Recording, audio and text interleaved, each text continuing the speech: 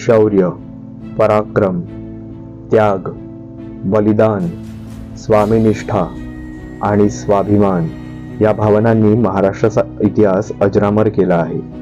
या भावनांची बीज रोवली गेली ती छत्रपती शिवाजी महाराजांच्या स्वराज्य स्थापने आणि पुढे या स्वराज्याचा वटवृक्ष झाला.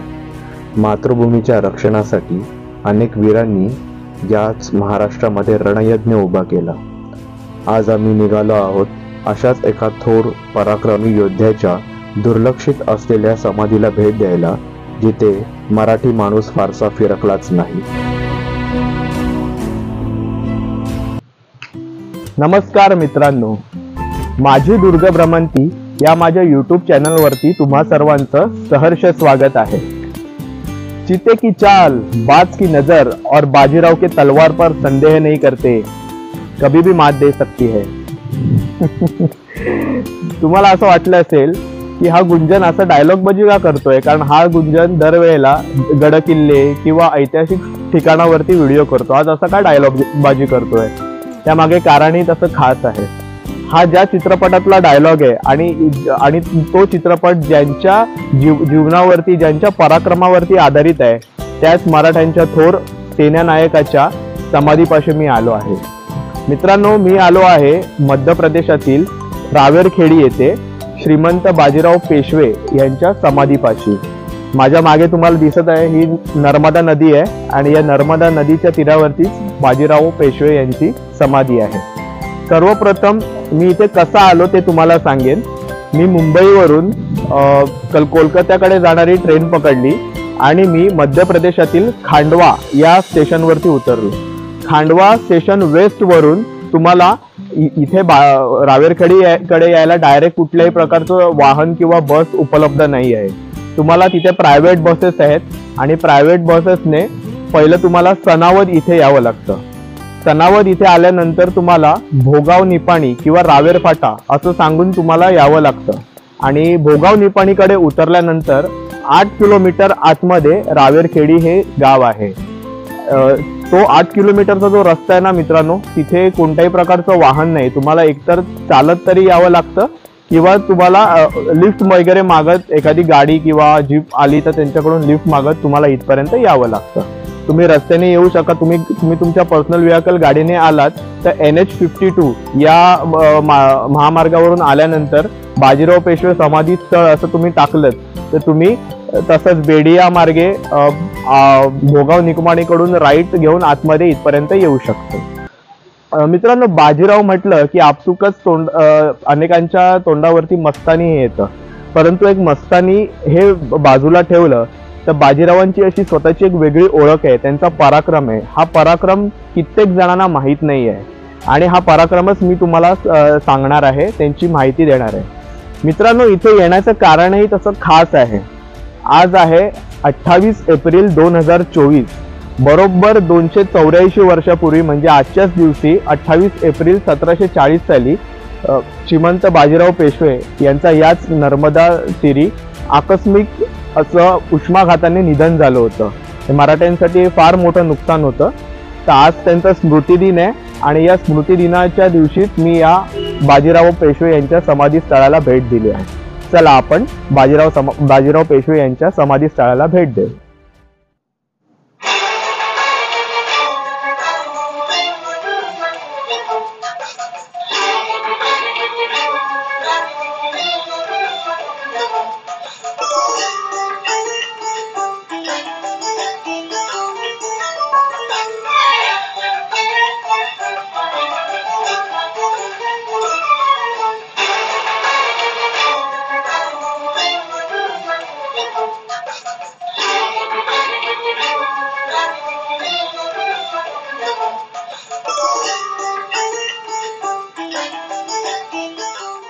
शूरस्य वंदे वीरस्य वंदे धीरस्य वंदे जय हो.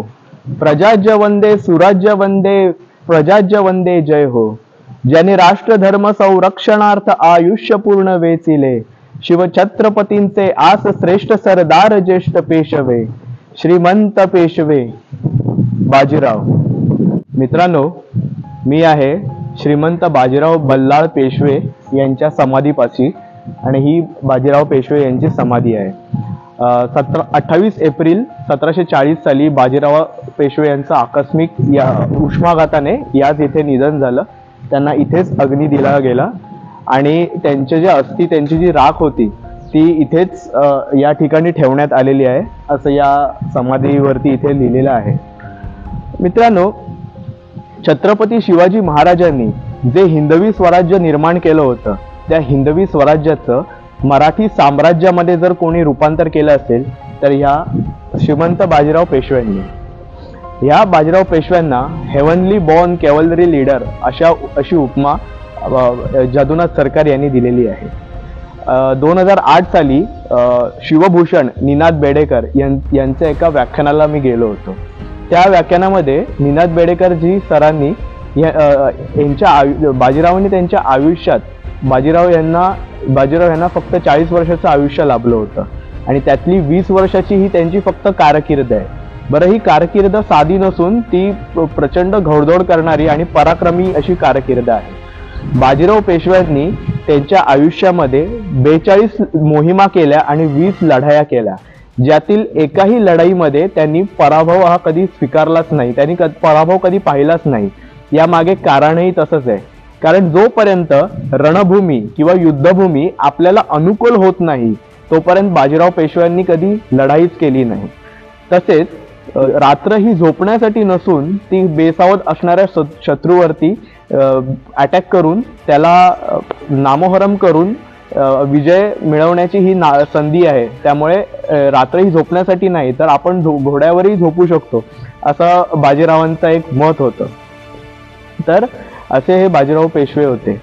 आणि या माणसाच्या, जसं मी मगाशी बोललो की या माणसाच्या आयुष्याचा घोडदौडीचा हिशोब तरी किती आहे, तर निनादजी बेडेकरांनी असं सांगितलं होतं की चित्रदुर्ग तंजावर पासून ते दिल्लीपर्यंत आणि सुरत भडोस पासून ते बे ऑफ बेंगॉल पर्यंत, म्हणजेच त्यांच्या माहीत असलेल्या मोहिमा आणि ज्या ठिकाणापासून त्यांनी सुरुवात केली आणि ज्या ठिकाणापर्यंत ते गेले ते अंतर हे साधारणपणे 2.25 लाख किलोमीटर होतं. त्या काळी वाहतुकीची साधनं नसताना, आतासारखे रस्ते नसताना, दळणवळणाची साधनं नसताना बाजीराव पेशवे यांनी केलेली ही घोडदौड ही खरंच वाखाणण्याजोगी आणि अविस्मरणीय आहे आणि प्रशंसनीय आहे. आताच्याच काळात आपण 100-150 किलोमीटर जरी एका वेळेला बाईकवरून गेलो तरी आपली पाठ धरते, कंबर दुखतं. बाजीराव पेशवे हे त्या काळी 30 कोस म्हणजे 60 मैल म्हणजे जवळजवळ किलोमीटर मध्ये बोलायचं झालं तर 75 ते 100 किलोमीटर घोड्यावरून दिवसाला गेलेले आहेत. बाजीराव की रफ्तार ही बाजीराव की पहचान आहे, याच चित्रपटातला डायलॉग आहे. आणि हे खरंही होतं, कारण स्पीड, ज्या वेगाने बाजीरावांनी हालचाली केल्या, ज्या घोडदौडी केल्या, ज्या मोहिमा केल्या आहेत, त्याबद्दलच मी तुम्हाला आता माहिती सांगणार आहे. मुघलांच्या काळामध्ये एक मिर्झा महम्मद नावाचा एक माणूस होता. मित्रांनो, या माणसाला एक फार वेगळाच छंद होता. जसं की कोणाला टपालाची पोस्टाची तिकीटं गोळा करायचा छंद असतो, इतर अनेक छंद असतात. तर या माणसाला एखादा इसम मरतोय किंवा एखादा माणूस मृत्यू झाल्यानंतर हा माणूस त्याच्या मृत्यूची तारीख किंवा दिनांक हा टिपून ठेवायचा. त्याच्या ग्रंथामध्ये जवळजवळ 1400 नोंदी आहेत. बाजीराव बल्लाळ पेशवे यांची नोंद आहे. बाजीराव पेशवे यांना त्यांनी साहेबी फुतुहाते उज्जाम म्हणजे प्रचंड पराक्रम आणि प्रचंड विजय मिळवणारा माणूस या ठिकाणी आज मृत्यू पावला अशी नोंद आहे. एखाद्या मुघलांकडच्या एखाद्या माणसाने एखाद्या काफराला म्हणजे हिंदू माणसाबद्दल अशा प्रकारची नोंद असणं म्हणजे हे खरंच यातूनच बाजीरावांचा पराक्रम आणि बाजीरावांचं जे काय अफाट कर्तृत्व आहे हे या एका नोंदीमधून आपल्याला स्पष्ट होतं. मित्रांनो, बाजीराव पेशवे यांचा जन्म प्रथम शाहू महाराजांच्या कारकिर्दीतले पहिले पेशवे बाळाजी विश्वनाथ आणि राधाबाई यांच्या पोटी 18 ऑगस्ट 1700 साली झाला. बाजीराव फक्त 7 वर्षाचे होते त्यावेळेला दिल्लीचा बादशाह औरंगजेब हा 20 फेब्रुवारी 1707 साली अहमदनगर जवळ धिंगार येथे मृत्यू पावला. बाजीराव फक्त 7 वर्षाचे होते त्यावेळेला बाजीराव म्हणजे जसं बाजीरावांचं बालपण, जसे बाजीराव मोठे होत होते त्यावेळेला बाजीरावांनी मराठ्यांचा स्वातंत्र्य संग्राम हे पाहिलं होतं, मराठ्यांच्या स्वातंत्र्य लढ्याच्या गोष्टी पाहिल्या होत्या, ऐकल्या होत्या. त्यामुळे युद्धतंत्र, डावपेच, शस्त्रविद्या यांचं अळकडू त्या बाजीरावांना लहानपणापासूनच मिळालं होतं.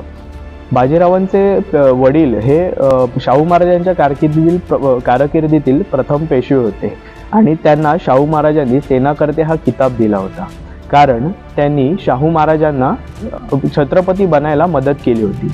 या घटनेपासून थोडा मागे येऊन मी तुम्हाला एक सविस्तृतपणे याचा इतिहास सांगतो.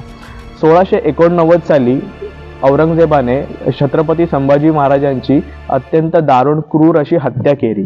त्यानंतर त्याच वर्षी 1689 साली रायगड पडला आणि या रायगडाच्या पाडावामध्ये संभाजी महाराजांच्या पत्नी महाराणी येसूबाई, त्यांचे पुत्र शिवाजी उर्फ शाहू महाराज आणि इतर मराठी मंडळी होती, जसं जानकीबाई राजाराम महाराजांची पत्नी आणि शिवाजी महाराजांची सकवारबाई या पत्नी आणि इतर मराठी मंडळी कैद झाली. आणि हे यांना कैद झाल्यानंतर हे मुघलांच्या कैदेमध्ये होते. पुढे औरंगजेबाच्या मृत्यूनंतर मराठी प्रदेशावरती जो मुघलांचा विळखा बसला होता, मुघली फास होता, तो अचानक सुटला आणि सर्व मुघल हे दिल्लीकडे पळाले औरंगजेबाच्या औरंगजेबाच्या मुलांसकट. 7 साली औरंगजेब वारल्यानंतर शाहू महाराजांना महाराष्ट्रामध्ये सोडून दिले आणि हे ह्याच्यासाठी सोडले की मराठ्यांमध्ये गादीवरून वाद व्हावेत.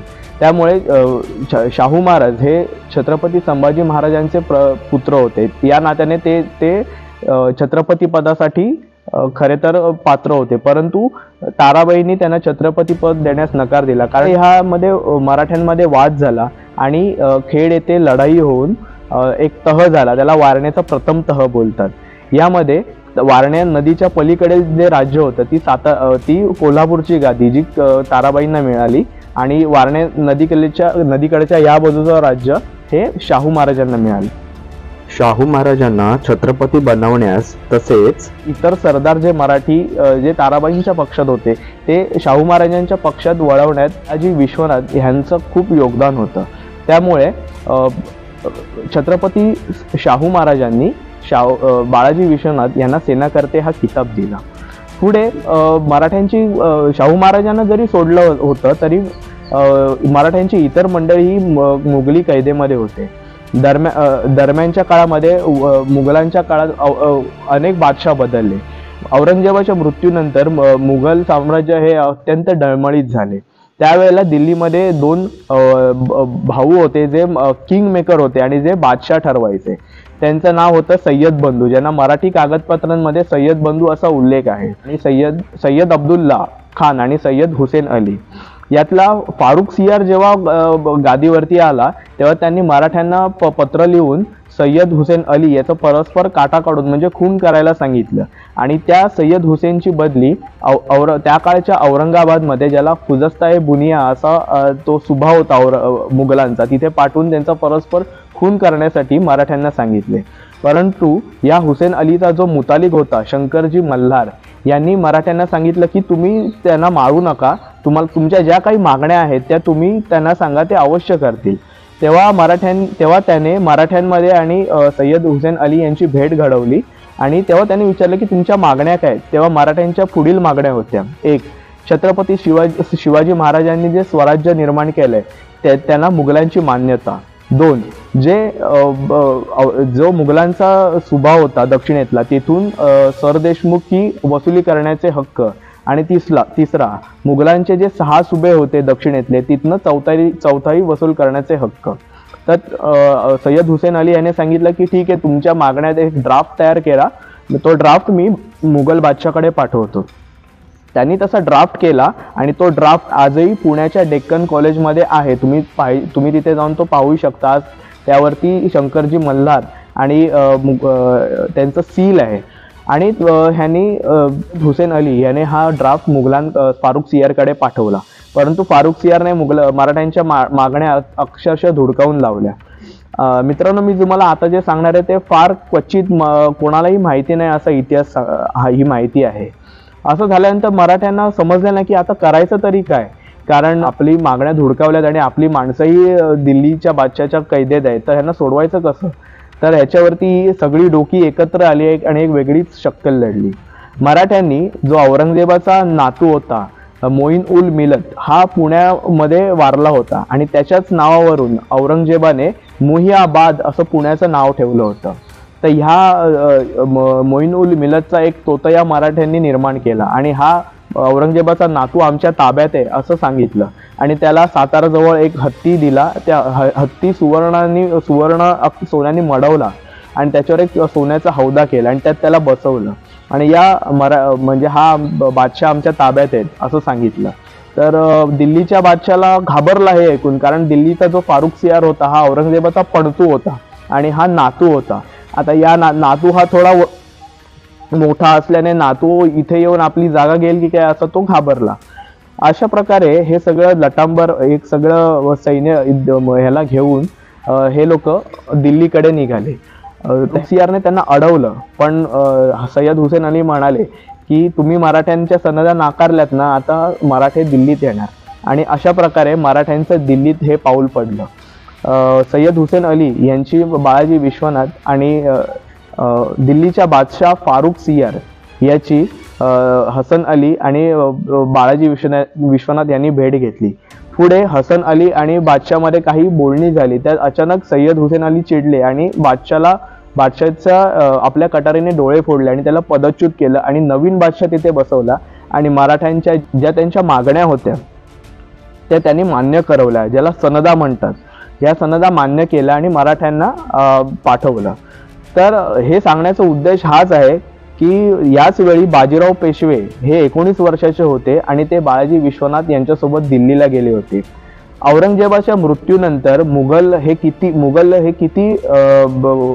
डळमळीत झाले आहे, मुघलशाही ही किती वीक आहे आणि आपली ताकद किती वाढली आणि ती अजून किती वाढायला पाहिजे हे त्यांना समजलं. कारण बाजीराव पेशव्यांनी त्यावेळी दिल्लीच्या लाल किल्ल्याचा एक दरवाजाच आपल्या ताब्यात ठेवला होता. दिल्लीची ही मोहीम यशस्वी झाली. संभाजी महाराजांच्या पत्नी येसूबाई यांनी 30 वर्षानंतर स्वातंत्र्य सूर्य पाहिला आणि अशा प्रकारे ही मंडळी महाराष्ट्रामध्ये आली येसूबाईंना घेऊन. त्याच्याच पुढील वर्षी पेशवे बाळाजी विश्वनाथ यांचं निधन झालं आणि आता पेशवा कोणाला करायचा यावरून खूप वाद होते सातारच्या दरबारी. यामध्ये ब्राह्मण मराठा वाद आहेत आणि ब्राह्मणांमध्ये देशस्थला करायचा का कोकणस्थला करायचा यावरून वाद होते. परंतु शाहू महाराजांनी कोणाचाही न ऐकता पेशवाईची वस्त्रे बाजीराव पेशवे यांना दिली. बाजीराव पेशवे वयाच्या 20व्या वर्षी यांना पेशवे झाले आणि त्यांची प्रथम लढाई ही पोर्तुगीज आणि ब्रिटिश यांच्या विरुद्ध झाली.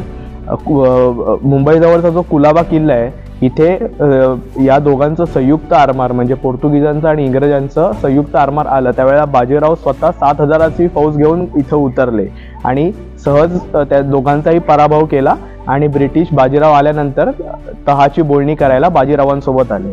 मित्रांनो, बाजीरावांच्या अशा अनेक लढाई आहेत ज्या सगळ्याच्या सगळ्या आता एक सांगता येणार नाही, कारण ह्याला 1 ते 2 दिवसही जातील.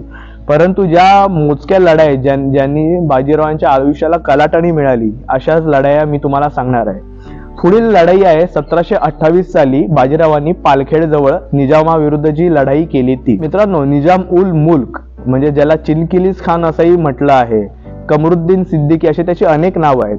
हा अत्यंत धूर्त आणि कपटी असा एक मुघलांचा एक सरदार होता. त्याच्याकडे जो तोफखाना होता त्याचा खुद्द औरंगजेबानेही त्याची प्रशंसा केलेली त्याच्या तोफखानाबद्दल.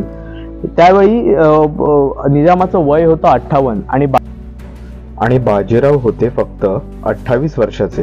त्यावेळी झालं काय, जसं मी मगाशी तुम्हाला म्हणालो की जो पहिला तह झाला वारणेचा, ज्याच्यामध्ये कोल्हापूरची गादी आणि सातारची गादी वेगळी झाली. कोल्हापूरला छत्रपती संभाजीराजे होते तर सातारला छत्रपती शाहू राजे होते.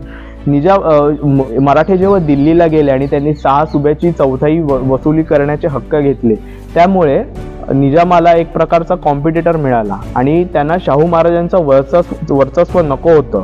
म्हणून त्याने काय केलं, कोल्हापूरकर जे संभाजीराजे होते यांना पुढे करून तेच खरे छत्रपती आहेत असं जाहीर केलं आणि त्यांचा पुण्याला येऊन एका राजपूत राजकन्याशी त्यांचा विवाह केला. तसेच निजामाने पुण्यावरती आक्रमण केलं आणि साताऱ्यावरही आक्रमण केलं. त्यामुळे शाहू महाराज संकटात सापडले. यावेळी बाजीराव पेशवे हे कर्नाटक चित्रदुर्गच्या मोहिमेमध्ये होते. खुद्द साताऱ्यावरती निजामाचा तुर्ताज खान हा निजामाचा माणूस चालून आल्याने शाहू महाराजांना काळजी वाटल्याने त्यांनी बोलून घेतलं. बाजीरावांनी यावेळेस एका सैनिकामागे 3 घोडे म्हणजे वेग जास्त व्हावा आपल्या सैन्याचा असे एका सैनिकामागे 3 घोडे असे घेतले आणि ते सर्वप्रथम आले, शाहू महाराजांना भेटले आणि त्यांनी डायरेक्ट पुण्यावरती हमला नाही केला, कारण निजाम हा पुण्यावरती चालून आलेला होता. बाजीराव थेट गेले ते डायरेक्ट गुजरातमध्ये गेले, गुजरातच्या जवळ आले. गुजरातच्या जवळ एक मुघलांचा एक माणूस होता जो निजामाचा आणि त्याचं हे होतं वाकडं होतं. ते त्यांना जाऊन भेटले आणि त्यांना बोलले की निजामाने मला तुमच्यावरती पाठवलंय. हे कळल्यानंतर तो अजून चौथळला आणि त्याने निजामाच्या विरुद्ध कारवाई करायला सुरुवात केली. बाजीरावांच्या हालचाली फार विलक्षण आहेत. बाजीराव हे उत्तर महाराष्ट्रामध्ये त्यांच्या जास्त हालचाली आहेत. बाजीरावांनी डायरेक्ट पुण्यावरती हमला नाही केला, कारण त्यांना माहित होतं की निजामाकडे जो तोफखाना आहे त्याच्या पुढे आपला निभाव लागू शकणार नाही. बाजीरावाने उलट जे निजामाचे प्रदेश आहेत जसं की त्यावेळेचं औरंगाबाद, फैजापूर, गांडापूर इथे जाऊन निजामाच्या एरियामध्ये एवढी प्रचंड लुटमार केली, तो प्रदेश जाळून बेचिराग केला. त्यामुळे निजामाला आता बाजीरावांच्या पाठीमागे यावं लागलं. बरं, निजाम बाजीरावांचा पाठलाग करत होता, परंतु त्याच्याकडे असलेल्या तोफखान्यामुळे त्याचा वेग कमी होता. तर बाजीराव आपल्या चपळ मराठी सैन्यासह निजामाची राजधानी असलेल्या हैदराबाद पर्यंत जाण्याच्या मार्गावर होते. हैदराबाद ही निजामाची राजधानी होती. त्यामुळे निजामाने त्याचा जो तोफखाना होता तो मागे सोडला आणि तो थेट बाजीराव पेशव्यांच्या मागावर आला. बाजीराव पेशवे त्यावेळेला पालखेड जवळ आले. पालखेड हे देवगिरी जवळचं, आताच्या संभाजीनगर मधील देवगिरीच्या जवळचंच एक गाव आहे आणि या पालखेडच्या गावाजवळ एक डोंगराळ प्रदेश आहे सह्याद्री सारखा, जिथे एक बाजूने नदी वाहते. या ठिकाणी बाजीराव आल्याची खबर निजामाला मिळाली आणि निजामही पालखेडच्या इथे आला. निजामाने तिथे पालखेडच्या जवळ एक मैदानी प्रदेश आहे, त्या मैदानी प्रदेशामध्ये निजामाने मुक्काम केला आणि त्याच वेळेला हीच संधी साधून बाजीरावाने रात्री निजामाला घेरला. या पालखेडच्या जवळ एक नदी, मी जसं बोललो की एक नदी आहे, या नदीचा पाणवठा बाजीरावाने आपल्या साईडला म्हणजे दाबून धरला. शत्रूला पाणवठा मिळणार नाही असं त्यांनी एक युक्ती केली आणि त्याच्या भोवती वेढा घालून, हा वेढा नुसता ठेवला नाही तर त्याला बर्गेगिरी बोलतात, म्हणजे सततचा फिरणारा वेढा असा त्याच्या भोवती ठेवला. त्यामुळे जसे निजामाचे सैन्य पाणी पिण्यासाठी म्हणा किंवा येत असत तेव्हा मराठे त्याच्यावर अटॅक करून त्या सैनिकांचा खात्मा करत. तर अशा प्रकारे पाणी तुटलं, अन्नधान्याचा ही तुटवडा निजामाला पडू लागला.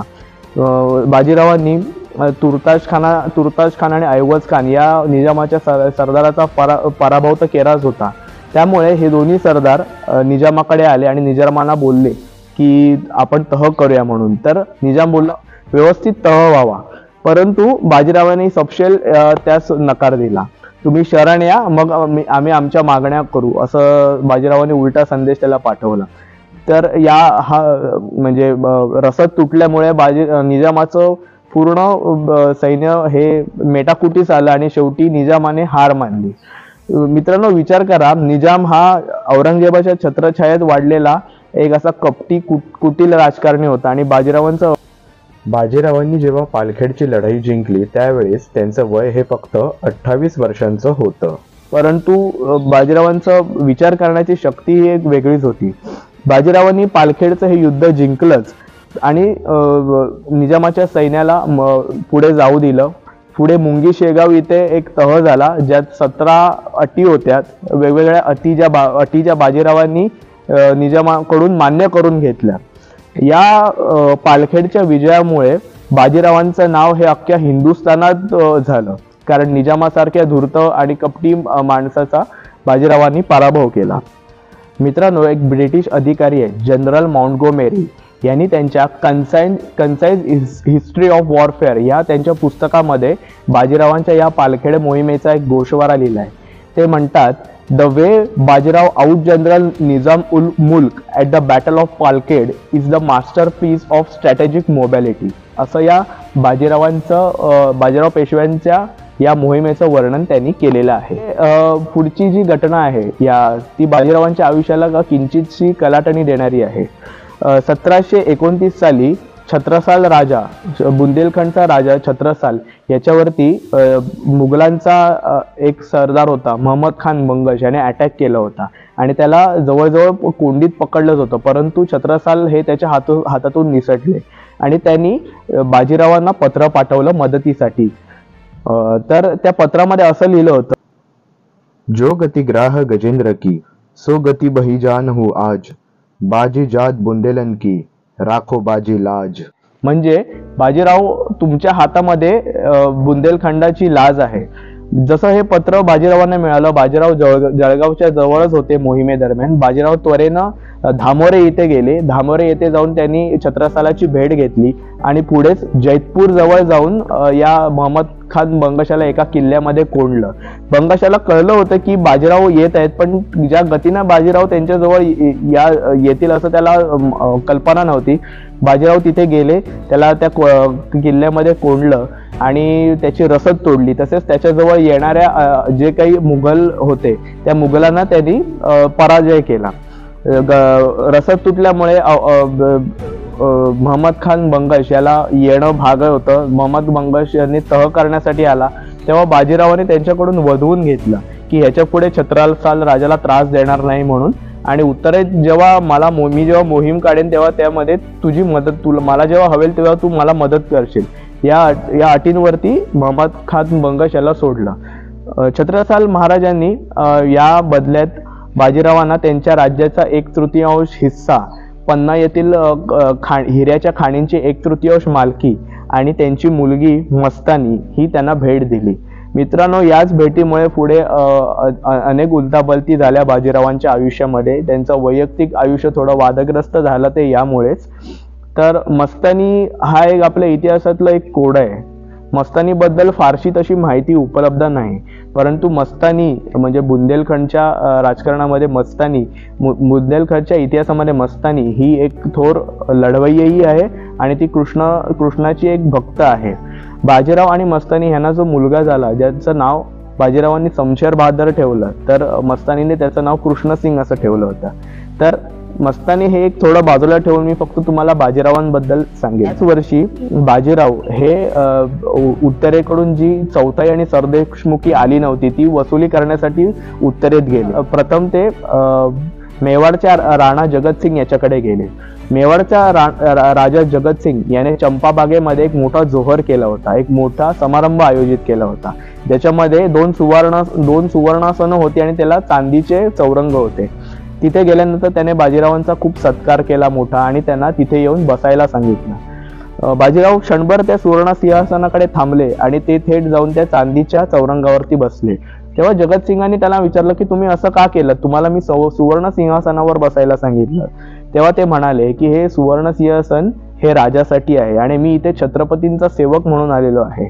या सुवर्ण सिंहासनासाठी महाराणा प्रतापांनी आणि त्यांच्या अनेक सैनिकांनी रक्त सांडलं आणि ते आपलं स्वातंत्र्य टिकून राहावं यासाठी रानावनात राहिले, त्यामुळे माझी इथे बसण्याची योग्यता नाही असं म्हटल्यानंतर अनेकांनी त्यांचा जय जयकार केला.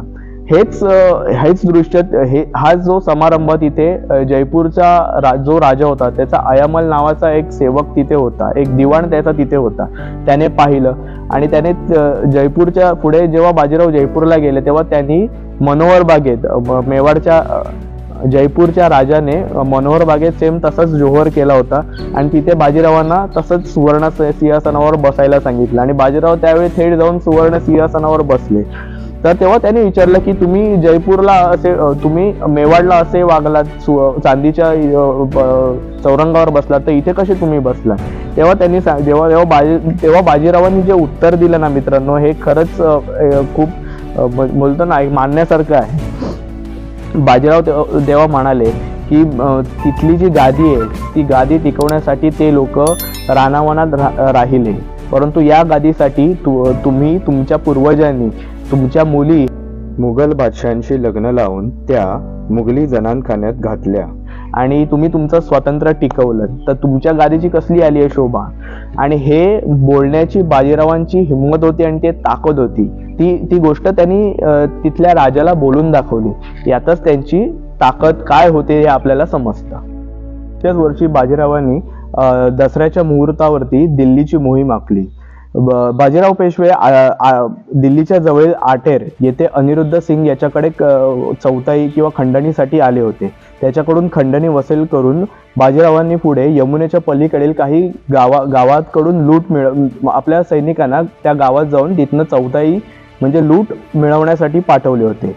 ही लूट घेऊन मराठे येत असताना त्यांच्या पाठीमागे जी चंदावल म्हणजे सैन्याची जी पाठीमागची बाजू असते, या बाजूवरती मुघलांचा सेनापती सफदरजंग याने हमला केला आणि यात बरेचसे मराठे मारले गेले, काही नदीत बुडाले. आणि ही गोष्ट सफदरजंगाने त्याचा काका सादत खान याला सांगितली, तिखट मीठ लावून सांगितली. आणि सादत खानाने ही गोष्ट दिल्लीच्या बादशाला अजून तिखट मीठ लावून सांगितली की आम्ही बाजीरावाचा पराभव केला आहे, तसेच त्यांचे शिंदे आणि होळकर यांना आम्ही मारलं आहे, तसेच बाजीराव जायबंदी म्हणजे जखमी होऊन पुढे गेले आहेत. तुम्ही आम्हाला गुजरात आणि माळवा हे 2 प्रांत दिले तर बाजीरावाला आम्ही चंबळ या नदी पलीकडेही जाऊ न देता त्याला तिथेच ठार करू. असं ऐकल्यावरती बादशाह खुश झाला, कारण बऱ्याच दिवसात अशा काही बातम्या ऐकल्या नव्हत्या बाजीरावांच्या पराभवाच्या. परंतु बाजीराव हे कुठे मागे गेले नसून ते यमुनेच्या पलीकडच्याच बाजूला होते. तिकडनं कमरुद्दीन खानाचं सैन्य त्यावेळेला पुढे गेलं होतं, तेव्हा बाजीरावांनी त्या सैन्याला जाऊ दिलं. आणि कमरुद्दीन खान आणि सादत खान यांच्या दोन्ही बाजूने एक 28 मैलाची चिंचोळी पट्टी आहे. या चिंचोळी पट्टीतून भरतपूर डीग मार्गे बाजीराव 55,000चे सैन्य घेऊन थेट दिल्लीच्या आउटस्कट्स मध्ये आलं. आता दिल्लीमध्ये जे कालकाजीचं जे मंदिर आहे तिथे बाजीराव आले आणि पुढेच एक कुशबंदी नावाचा कसबा आहे, कुशबंदी नावाचा कसबा आहे, तिथे बाजीराव आले. त्यावेळी तिथे रामनवमीची जत्रा भरली होती. त्या जत्रेमध्ये जाऊन जांभळाजांभळी केली असा उल्लेख आहे. आता जांभळाजांभळी केली म्हणजे तिथे जाऊन दमदाटी केली आणि सांगितलं की बादशाला जाऊन कळावं की खुद्द बाजीराव पेशवे हे दिल्लीमध्ये आलेले आहेत. तर बाजीराव सुरुवातीला बादशाला विश्वासच बसेना की बाजीराव कसा काय दिल्लीला आलाय, की त्याचा तर पराभव केलाय. परंतु काही वेळाने दिल्लीमध्ये हात तुटलेली लंगडत चाललेल्या लोकांची संख्या वाढू लागली. तेव्हा बादशाने 5,000चं सैन्य पाठवलं तिथे. त्या सैन्याचा मराठ्यांनी दारुण पराभव केला आणि पुढे बाजीराव पेशवे हे झील जे दिल्लीमध्ये आहे, जिथे आता त्याला ताल कटोरा असं म्हणतात, त्या ठिकाणी बाजीराव पेशवे आले हे समजताच मुघल बादशाची दाणादाण उडाली. तो अक्षरशः थरथर कापू लागला. त्याला वाटलं आता बाजीराव पेशवे येऊन दिल्लीचा किल्ला ताब्यात घेणार. या ह्याने तो घाबरला आणि दिल्ली सोडून जाण्याच्या तयारीत होता. परंतु याच वेळेस दिल्लीच्या बाहेर असलेले कमरुद्दीन खान, सादत खान आणि सफदरजंग हे मुघल सैन्य हे त्वरेने दिल्लीकडे आलं आणि ही खबर बाजीरावांना लागताच बाजीरावांनी दिल्लीतनं मागे फिरायला सुरुवात केली. बाजीरावांनी जर त्यावेळेला ठरवलं असतं तर बाजीरावांनी दिल्ली ताब्यात घेऊन मुघल बादशाला पदच्युतही करू शकले असते. परंतु शाहू महाराजांनी सांगितलं होतं की दिल्लीची बादशाही फक्त राखावी, ती आपल्या कंट्रोलमध्ये ठेवावी, परंतु ती बुडवायची नाही, असं शाहू महाराजांचा कल होता. तसेच दिल्ली तो महास्थळ, बादशाही बुडवल्यास काही फायदा नाही असं बाजीराव पेशवे खुद्द म्हणतात. त्यामुळे बाजीराव पेशव्यांनी तिथनं माघारी आले आणि येताना वाटेत त्यांना निजाम उल मुल्क मिळाला. त्या निजामाचा भोपाळ येथे बाजीरावांनी पराभव केला. तर अशी बाजीरावांची एकंदरीत विजयी कारकीर्द आहे. पुढे बाजीरावांनी नासिर जंगाचाही पराभव केला आणि पुढे 1739 साली इराणचा बादशाह नादिरशाह हा दिल्लीवर चालून आला. त्याने दिल्ली लुटली, दिल्ली बर्बाद केली. दिल्लीच्या चांदणी चौकातनं त्याने कत्लेआमचा नारा दिला आणि असंख्य हिंदूंची, असंख्य लोकांची कत्तल केली. या नादिरशहाला रोखण्यासाठी म्हणून बाजीरावांनी पूर्ण मराठी आणि इतर जे सैन्य होते, राजपूत होते, त्यात निजामालाही त्यांनी हाताशी धरलं आणि ते दिल्लीच्या रोखाने जात असताना बाजीराव याच नर्मदेच्या तीरी होते आणि एप्रिलचा महिना आणि प्रचंड ऊन होतं. आता आपण म्हणजे आता आम्ही इथे आलो, आम्ही फेस केलं किती उन्हाळा आहे या बाजूला, तर प्रचंड ऊन होतं. या उन्हामध्ये त्यांना उष्माघाताचा त्रास झाला आणि आकस्मिक त्यांचं याच नर्मदेच्या तीरी निधन झालं. मराठ्यांकडली असणारे हे बाजीराव पेशवे ज्यांनी शत्रूच्या प्रदेशात वादळ निर्माण केलं, ते हे वादळ याच नर्मदेच्या ठिकाणी येऊन शांत झालं. तर मित्रांनो, ही आहे बाजीराव पेशव्यांची समाधी.